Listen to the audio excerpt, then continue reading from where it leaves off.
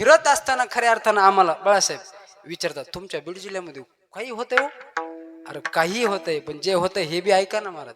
याच खऱ्या अर्थानं बीड जिल्ह्यामध्ये माजलगाव तालुक्यामध्ये आनंदगाव आणि बेलूरगाव हे दोन गाव असे निवडलेत का. एका गावामध्ये माझ्या ज्ञानोबरायांची ज्ञानेश्वरी लिहिल्या गेली आणि एका गावामध्ये खऱ्या अर्थानं माझ्या तुकोबरायांचा गाथा लिहिला गेला. हे सुद्धा बीड जिल्ह्यातच लिहिलं ना. हे सुद्धा खऱ्या अर्थानं आम्हाला फिरत असताना वर मान करून खऱ्या अर्थानं ताट मानेन आम्ही सांगू, अरे ज्या जिल्ह्यामध्ये खऱ्या अर्थानं आम्ही राहतो ना त्या जिल्ह्यात काय घडतं याच्याही पेक्षा खऱ्या अर्थानं काय लिहिल्या गेलं हे सुद्धा ऐका.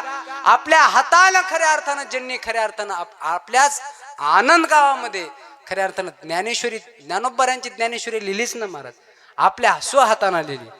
वा आदरणीय खरात साहेबांनी आपल्या स्वतःच्या हातानं ज्ञानेश्वरी लिहिली. हे खऱ्या अर्थानं टाळ्या वाजून त्यांचं स्वागत करा. कारण हा खऱ्या अर्थानं ही घटना माझ्या अंदाजे बीड जिल्ह्यामध्ये तरी पहिली घटना असेल आणि आपल्या गावाचं नाव खऱ्या अर्थानं ज्ञानेश्वरीच्या माध्यमातून त्यांनी खऱ्या अर्थानं उंचावरती नेलं. त्याचप्रमाणे आमच्या आदरणीय लक्ष्मणांना यांनी सुद्धा खऱ्या अर्थानं जगद्गुरु तुकोबरायांचा गाथा आपल्या स्वतःच्या हातानं खऱ्या अर्थानं लिहिला गेला.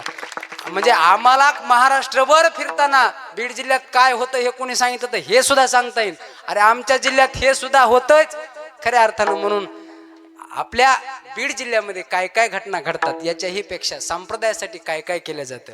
संप्रदायामधले हे वाघ सुद्धा बीड जिल्ह्यामध्येच मिळतात महाराज. या अनुषंगानं खऱ्या अर्थानं या दोन्हीही भाविक भक्तांना खऱ्या अर्थानं मी यांच्या चरणावरती नतमस्तक होतो आणि खऱ्या अर्थानं असं जाता जाता सांगेल, कुळी कन्या पुत्र होते जे सात्विक, किंबहुना यांच्या सुद्धा खऱ्या अर्थानं आई वडील धन्यता देण्याचे आहेत. विठ्ठला विठ्ठला.